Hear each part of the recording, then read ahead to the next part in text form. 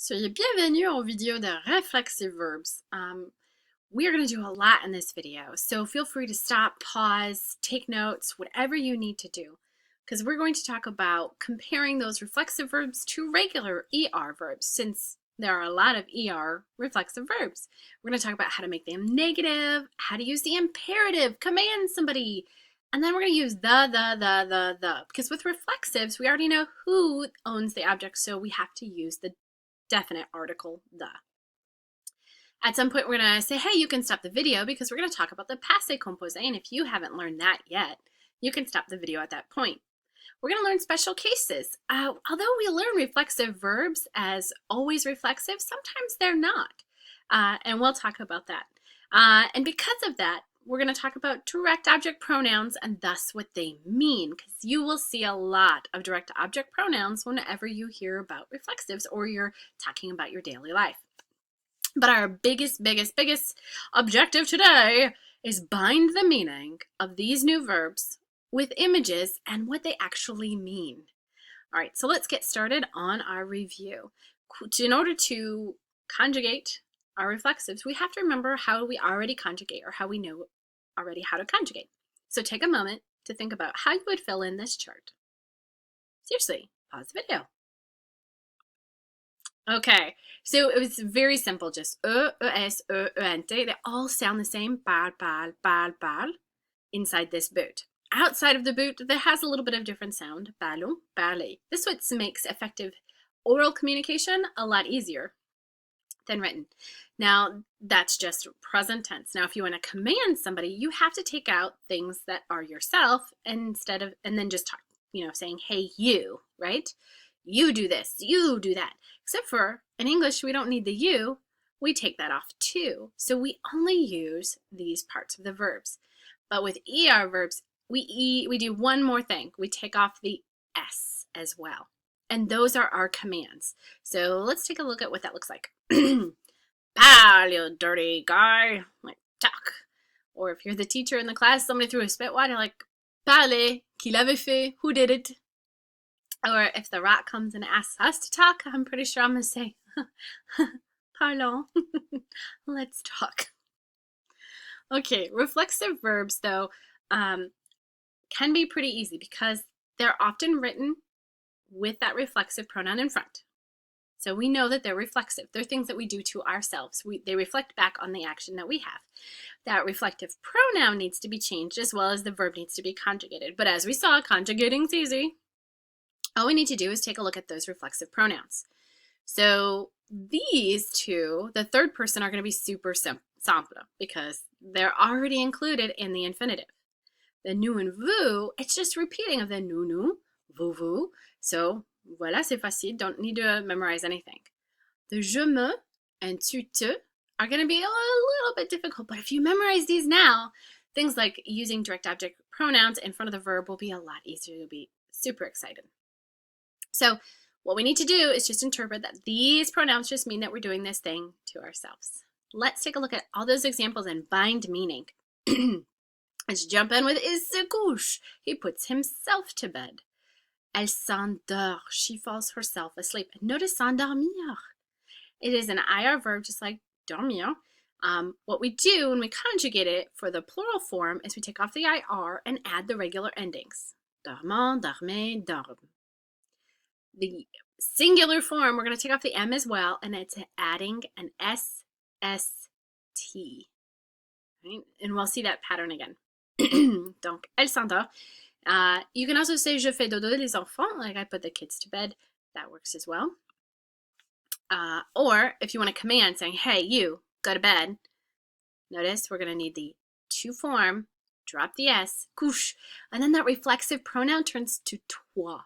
So for commanding, instead of couche-te, you're going to say couche-toi, couchez-vous, couchons-nous. Okay? Now let's see, how would I tell everybody to fall asleep? Or y'all? Endormez-vous. Voilà, c'est facile. All right, se réveiller, c'est dur de réveiller. Il se réveille avec difficulté. He's getting up with difficulty. He's waking himself up, right? However, sometimes reflexive verbs don't have to be only reflexive, you can use it in a non-reflexive way. So, il réveille Luc avec difficulté. If you're a parent, you're totally sympathizing with il, because it's hard to réveille lui. It's hard for him to wake him up, right? All right, Levy. So Levy is get up. So Levy is one of those accent changing verbs where inside of the boot, in order to keep that sound the way we want it, we need that accent going down so the sound doesn't drop away. Lève, lève, lève, lève. Lève-toi. Notice we're dropping off the S, commanding lèvons-nous. Again, we're using either toi, vous, nous when we're commanding somebody else because these are reflexives. And we can say lève-toi even if it's really hard. Okay, now attention, il y a plusieurs verbes qui ont plus des objets directs. So there's several verbs that have even more than one direct object, I guess you could say. And with these, since we already know whose objects those are, we're going to have to use a definite article, not the possessive. So for example, in English, we say, I brush my hair. My hair. Because it's mine. And I don't need to, or in French, however, you're going to say, je me brosse les cheveux. I already know whose hair I'm talking about, so I'm going to need the definite article of les. So again, le. So anytime you're using a direct or a reflexive, remember we need our direct or definite articles. And here's an example of how. So in English we have, he brushes his teeth, he brushes his teeth. Il se brosse les dents. Which picture are we talking about? These are the same lexically. In French, they're different lexically. Il brosse les dents, so he's brushing those teeth, not his own, and il se brosse les dents because he's brushing his own teeth. Isn't that cute? So let's think about this. Il se douche le corps, il douche le corps. Which one is il se douche le corps? That's right, this guy, because he's washing his own body, whereas these two are getting washed. So again, notice how these reflexive verbs can be non-reflexive when we're doing that action to someone else. So for example, je me lave les mains. I am washing myself the hands. Je lave les mains de ma fille. Notice not reflexive because I'm washing my daughter's hands. And if I'm commanding her, I'm saying, hey, lève-toi les mains. Right? Let's see what this looks like. Oh yeah, we're going to double se laver because this is adorable. Il se lave la patte. Lave-toi. Il lave la tête de la fille. And notice here, the head of the girl can be replaced with a direct object pronoun in front, which looks like the, but it doesn't mean that. It means he washes the head of the girl. That whole the head of the girl is being replaced with one small thing, so he washes it. So when you read le, la, les in front of a verb, it doesn't mean that. It means probably whatever could possibly be going there. So it might put it, her, he, something like that. Il s'essuie le corps. Il s'essuie le corps. Essuie-toi. Elle essuie son fils. Notice essuyer inside of this boot, the Y will turn to an I. Elle essuie lui. Notice son fils can be replaced with him, that stressed pronoun, so she's washing or drying him. Raser, se raser. Il se rase, he's shaving himself, but he is shaving the dog. He's shaving him. He's shaving him. Again, not the, him, because it's in front of the verb. Se brosser, again, not reflexive when you're brushing someone else's hair. Elle brosse les cheveux. But she's brushing her own hair, so elle se brosse les cheveux. Brosse-toi les cheveux. Elle ne se coiffe pas bien. Notice the negation. This se part is now attached to the verb. There are a couple and they can't be split up, so ne pas is going to go around them. Il coiffe la femme. So he styles her hair. The woman, he styles the woman. He styles the woman. All right. Se maquiller, to put makeup on oneself versus putting makeup on her daughter. And notice her daughter can be replaced with the la in front of the verb. So that doesn't mean la, it means her daughter. S'habiller et déshabiller. Habille-toi, ne déshabillez-vous. So we're going to talk about negation again. So, il ne s'habille pas correctement. He doesn't dress himself well. Get dressed and ne déshabillez-vous pas. If you have kids, you've probably told them to stop getting undressed in public. This is a good one to remember. Notice the ne and pas. Again, it's around both of these, okay? Ce and habiller is now connected. They're now a couple. Same thing when you're commanding somebody. This bar, they're married now. That's the ring. Put a ring on it. And elle habille son fils. Elle habille lui, him. Elle habille lui, him. Okay, s'est dépêché. Now that we're all dressed and we're ready to go, let's hurry up and get out the door. Il se dépêche, or elle se dépêche, and il se dépêche. Here's a preview of what we're gonna learn. So, dépêchez-vous, hurry up, and let's learn it. If you just need the preview of the passé composé, which is what this is, you can take a look at what we've already learned so far. We've compared ER verbs to other verbs. We've looked at the negation. We've looked at commands. We noticed that we have to use the when we're using the reflexives. And that there are special cases where those reflexives don't have to be reflexive if we're doing that action to somebody else. And we're also noticed that when the and when there's something that looks like the in front of the verb, it doesn't mean that. It means probably him, her, or it. And we've bound the meaning of that action to what it really means. That new vocabulary has a lot of meaning. So let's talk about le passé composé. Je me lave les mains. I wash my hands. I wash myself the hands, and je lave les mains de ma fille. Now, in passé composé, it's a composed past. So I'm going to need an auxiliary verb as well as a participe passé. And what does that mean? Well, auxiliary verb can either be être or avoir. Every reflexive verb needs to be conjugated with être. If it's non-reflexive, it's going to be avoir.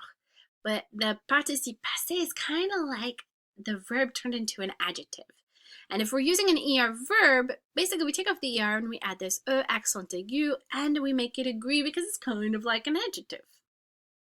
But not always, because with reflexives and you're using être, there's probably going to be agreement if there's no direct object afterwards. Whereas avoir, if it's not reflexive, we're using the verb avoir, and we only make it agree on rare cases when the direct object is placed in front of the verb, which is the rule that French people can mess up. So let's take a look at several examples. So, je me suis lavé, I wash myself, and because I am a female and there's no direct object afterwards, I agree this sentence. Okay? Je me suis lavé les mains. All of a sudden, myself, which was the direct object, the thing of the sentence, is no longer the direct object. I wash myself the hands. So I wash the hands of myself, and now myself is no longer a direct object. There's this of myself, so it's now indirect. So there's no longer an agreement. Now, if avoir here, j'ai lavé les mains de ma fille, that direct object is after the verb, there's no agreement as well. Okay, let's take a look with il se couche. Notice where we're using être, it's masculine, être, she's feminine, there's no objects behind them. Se coiffer, en passé, now she's the subject of the sentence, there's not an object following, so this agrees with her, which is often the case. When you're using être, it's often the case that the past participle will agree. Now here, he styled her, direct object afterwards, no agreement. All of a sudden we put her in front and we have agreement. And let's talk about negation. As we saw here, these two are combined. The reflexive is combined. Well, the reflexive is going to combine with the auxiliary and the ne and pas will go around it. Same thing when we're not in reflexive, the direct object is still attached to the auxiliary verb and the ne and pas will go around it. And overall, reflexives agree if there's no direct object. Avoir normally doesn't agree unless the direct object is placed in front of it. So what we've learned today is we can compare the conjugation of ER verbs with regular verbs. We've learned to put negation around both the reflexive and the verb. We can command somebody to do something. We know to use direct objects or definite articles. We can use the passé composé. We know there's special cases where those reflexive don't have to agree, and we definitely bound the meaning. And we know that that direct object in front is not the, it's probably it.